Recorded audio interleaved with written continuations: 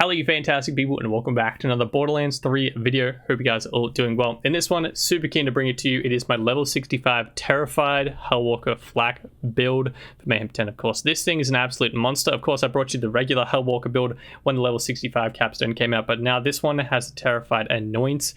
And man is it fun to use. For mobbing situations, it is so much more healthy.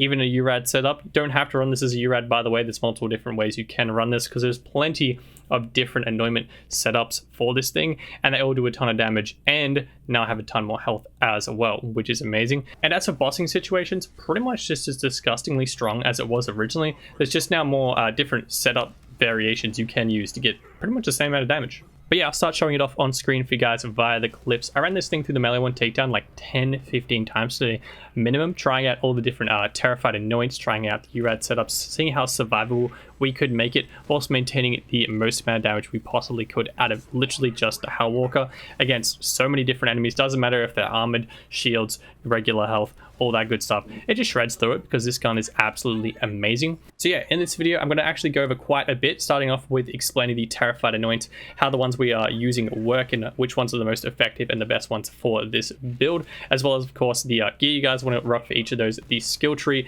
the Mayhem modifiers, all that good stuff for you. Plus there'll be a PC save file as per usual in the description down below, or in the Discord, which is also linked below. Just before we make it too far in the video though, if you guys do find this one helpful or enjoyable, don't forget to smash subscribe down below. It really does help me out a ton. I usually leave these things for the end of the video, but I found out that this month 90% of the people that watch my videos aren't subscribed. So if you guys want to help me out a ton, it is totally free and I really appreciate it. But yeah, with that, let's jump into how the Terror Annoyance work. Just in case you guys don't know, I'll run through it in like 60 seconds, as simply as I can for you guys.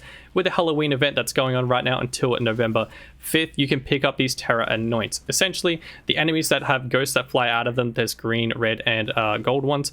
The green and the red ones attack you and can terrify you, aka there's a green ring around your screen, and that essentially encroaches more and more onto your screen the more terror you have. You can actually have 3 different tiers or 3 stacks of terror. The first one's only a little bit on your screen, and it just gets more and more each stack. Now, with the Terror Annoyance, you can actually apply terror to yourself, so you won't actually need the Halloween event to be on to continue using this build. If you've got the gear already, you can continue using this, and it's usually one of the stronger builds, even past the Halloween event's end date, because you can apply terror to yourself. There's actually 2 annoyments that apply terror to yourself. The one we'll be using in this build, the one that's the best for FL4K's build generally, is the action skill and apply terror to yourself every 3 seconds for the next 18 seconds. So every 3 seconds, it'll apply 1 extra stack. aka at 9 seconds you'll have 3 max stacks, which is what you want because the other Terror Annoyance that give you bonuses, crit damage, regular damage, fire rate, all that good stuff, rely on you having as much terror as possible. With Rack Attack, you can literally spam that thing like every 3 seconds and constantly apply terror to yourself and you'll never run out. We're using a 3-shot fadeaway build, pretty much the same story. You'll be easily able to go in a fadeaway, use it, and then get it back within probably like the 10-second mark, easily by the 18-second mark, and constantly have that on a loop as well. Now, as for the good terror anointments that give you bonuses for having terror, we're actually going to be using a few different ones depending on what setup you guys want to run. My particular favorite, particularly with the URAD setup, is while terrified, enemy bullets have a chance to reflect off of you. The more terror you have, the higher the bonus. At 1 stack, you have a 70% reflection rate. At 2 stacks, 85% of bullets are going to be reflected off of you. And at 3 stacks, it's a 100% of bullets that hit you will reflect off of you when you have 3 stacks of terror. This is pretty much like an overpowered version of He Bites on FL4K. It's ridiculous. Now that doesn't make you immortal. There are other ways to take damage, but with a URAD setup, it is really nice for survivability, particularly in the melee one takedown. The other enemies literally down themselves because they're shooting at you, the bullets are reflecting back, and because they're doing M10 damage, they shred themselves. It's fantastic. Now there's actually a second damage reduction terror anointment, which is really good, and depends on what situation you're in, whether or not you want to use this one.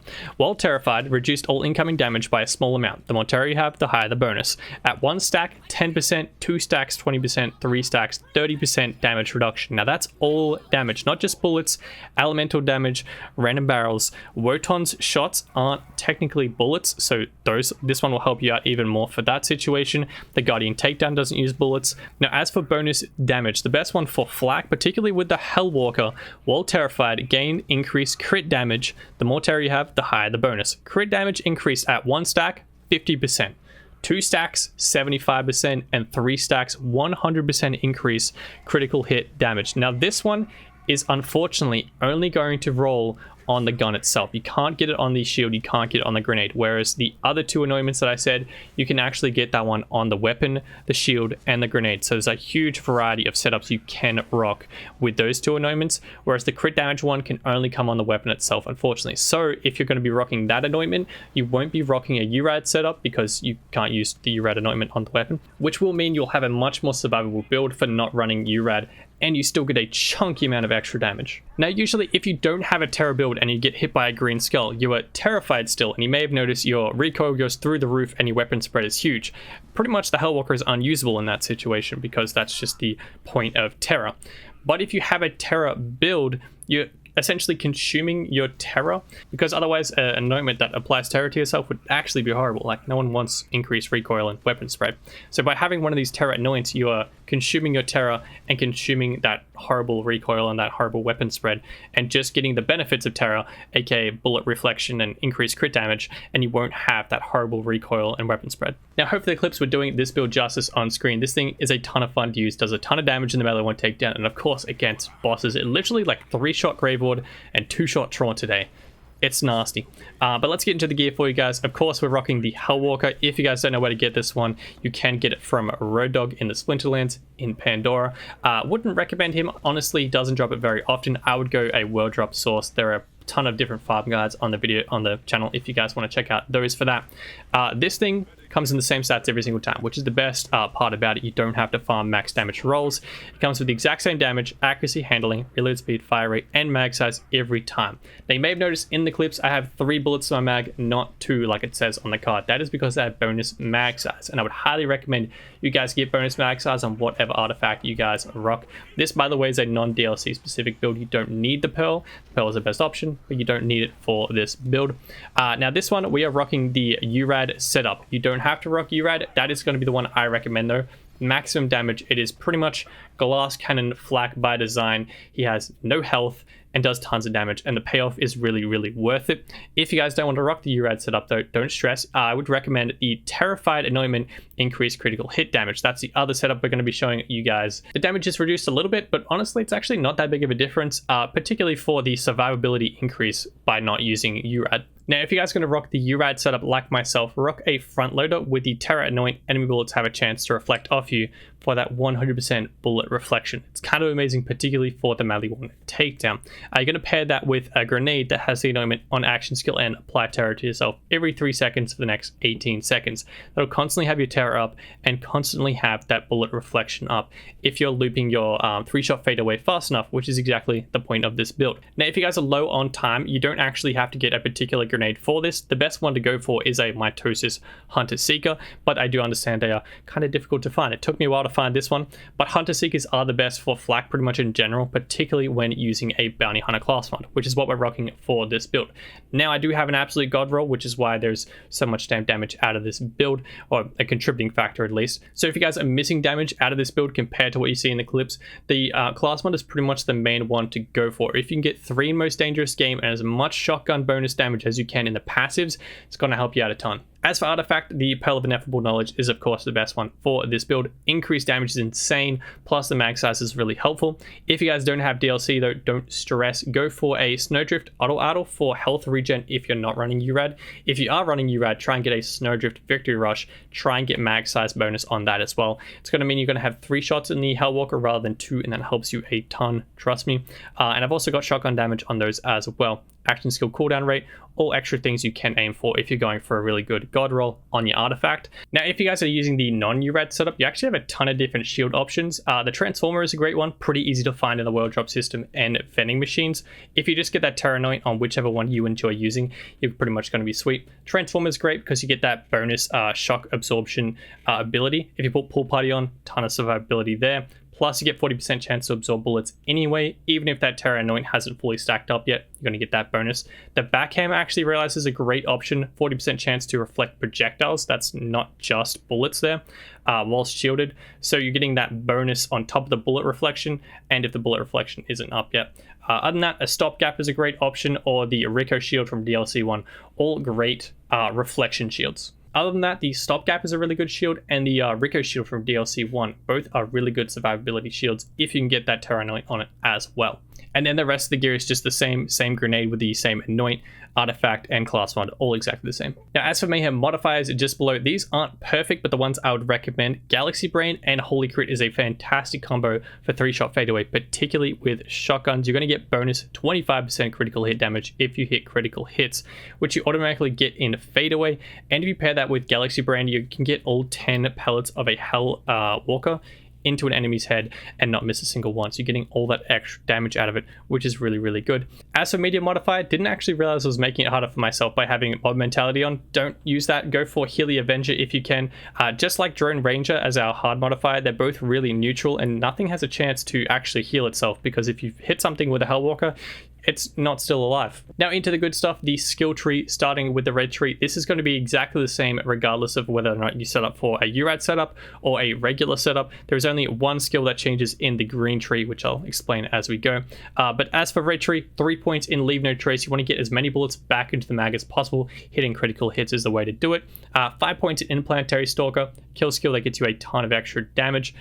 Put 5 points into Hunter's Eye. You get a ton of different bonuses against different enemies. And then by using a Bounty Hunter class mod, you're actually getting all of those bonuses against all the bosses, which is really, really good. Put 3 points into Head Count. This one is really, really important because you want to get fadeaway back on a loop as much as possible, because it increases your damage by a ton. You also get a ton of survivability by one being in fadeaway, but you also get Pet to distract all enemies, which is really good as well, again for damage and survivability. And you're getting that Terra Anoint on a loop as well, which is really important for the build in general. I put 2 points into Second Intention. I pretty much always do for my builds because I don't like reloading. And with a Hellwalker, 1 to 2 shots, you have to reload regularly. The reload speed is pretty quick, but I don't want to watch it at all. I want it to be instantly done. So I put 2 points in there. You can move it to Grim Harvest if you want for a little bit extra gun damage, but honestly, you probably don't need it. Put 3 points into Big Game. That boosts your hunt skill effects. For example, Interplanetary Stalker is one of them. Most Dangerous Game is one of them, which I'm putting 3 points into, by the way. If you get the God roll on your class mod, you get an extra 3 points in this, and you get so much extra damage. It's ridiculous. Plus critical hit damage, which is up for a whole 120 seconds, which is a really long time. Put 1 point into Galactic Shadow for a cheap 15% critical hit damage. That gets us down to a Megavore, 20% chance to hit a critical hit anywhere on the body, regardless of where you hit them, which is really good for survivability, plus getting your head count back, plus getting Leave No Trace, which is really, really good. Over to Blue Tree, 3 points in Persistent Hunter for increased fadeaway duration, plus gun damage more importantly. 2 points into Ferocity just to get down the tree pretty much. An extra 20% extra pet damage, though, is pretty helpful. 5 points into Frenzy. Whenever pet deals damage, you're getting a stack of Frenzy. For every stack of Frenzy, you get increased damage. At 10 stacks, which is max, 40% extra damage, which is pretty much a capstone for Flak. That's how much damage you get out of this, and it's a second row ability, which is kind of amazing. Put a point in He Bites. You pair it with Frenzy. Whenever pet gets hit by an enemy, it reflects bullets back at the enemy, kind of like the bullet reflection anointment we now have, which is awesome. And you do damage back to those enemies. That stacks Frenzy as well. And because they're doing M10 damage, they actually down themselves by just shooting pet, and now as well Flak, which is awesome. Now into Green Tree, like I said, 2 different setups depending on whether or not you're going URAD or just a regular setup. Starting off with URAD though, 5 points into Furious Attack, shooting things means more damage. Then 5 points into Eager to Impress for increased action skill cooldown rate, for all the things I said pretty much for head count, health, survivability, and tons of Terra Anoint, which is the main point of this build. 1 point into Lick the Wounds is a really helpful. Pet will pick you up if you die to a barrel or something stupid in M10, because Flak has very little health in general, let alone with a URAD build. Put 3 points into Turn, Tail, and Run for increased health regen and damage reduction whilst moving, and increased gun damage and fire rate while standing still. So whenever you are shooting, try and stand still for a bonus 25% gun damage, which is really, really good. Then put 5 points into Hidden Machine, essentially when an enemy has no target or is attacking a different target, aka Pet, you get an extra 30% extra damage, which is really good for fadeaway builds in particular. Now that won't get you down to the capstone yet, so you're going to have to spend 6 points somewhere else. Now I put 5 points into Overclock for increased fire rate. You don't really need it for the Hellwalker. It's only really for bossing situations for spamming that thing, but you don't really need it. So you can put it wherever you want in the tree. The Fast and the Furious you can't use for URAD setups, and health regen. It's not really useful for front loaders, honestly. Once you get to your health gate, you're going to get absolutely obliterated, if I'm going to be honest. But you might be able to slow it down a little bit if you put 5 points into self-repairing system. I don't use attack command, and I don't really share health with pet that much, and I don't play with other people. So up to you guys where you want to put that one. Essentially, just get yourself down to the parent side, increase 25% extra damage when you go into fadeaway, and that last 15 seconds you're going to have that up all the time, because we're going to be looping fadeaway as quickly as possible for the terror annoyance as well as your damage and survivability. So you're going to have that up all the time. Now if you guys are using the non-URAD setup, you actually get to use those extra 6 points I said before for getting increased damage. Put 3 of those into the Fast and the Furious for an extra 24% extra gun damage, which helps catch up to the URAD not using the URAD anointment. Plus you get pet damage, and movement speed is actually pretty nice as well, whilst above half health, which is why you can't use it for the URAD setup. And then just spend the extra 3 in health if you want, because you're going to actually be using it, or maybe rage and recover for the kill skill. Now regardless of what setup you guys are going, the URAD or the non-URAD setup, go fadeaway of course, then select not my circus. Essentially whenever fadeaway ends, Flak's pet will taunt all nearby enemies. Essentially, one, they won't be shooting you, which is fantastic, plus you'll be activating hidden machine for that extra damage because they'll be attacking somebody else, aka pet, and you can just run around and dink them all in the back of the head, which is awesome. Then of course unblinking eye, successive hits on the same target increase Flak's critical hit damage by 75% per hit, which is ridiculous. Really good for bossing situations in particular, hence why we can get 3-shot kills on Grave Ward, 2-shot kills on Tron. It's really helped out by unblinking eye. Now as for pet situation, I have currently the Jabber on for bossing situations because it stacks frenzy super quick with that little submachine gun, which is really awesome. For any other situation, I usually go the Great Horn Skag or the Spider Ant Scorcher if you need the health regeneration, if you're not going the front loader URAD setup. But yeah, this guy here gets an extra 5% damage and 10% gun damage, which is really good for the URAD setup for mobbing situations like the melee 1 takedown. But yeah, that is everything for the Terrified Hellwalker Flak build for Mayhem 10, destroying bossing and mobbing situations. I hope you guys did find this video helpful or enjoyable. If you did, don't forget to smash subscribe down below. Totally free, helps me out a ton, and I really appreciate it. If you want to help me out even more, get smash like down below. If you have any questions, let me know in the comment section down below. More than happy to help you guys out as well. If you guys want to check us out over on Twitch, that's linked down below. I also have a Discord with awesome people in it, and I also have a Twitter, always linked down below for you guys. Hope you have a fantastic day. I shall see you guys next video and a live stream. Till then, adios.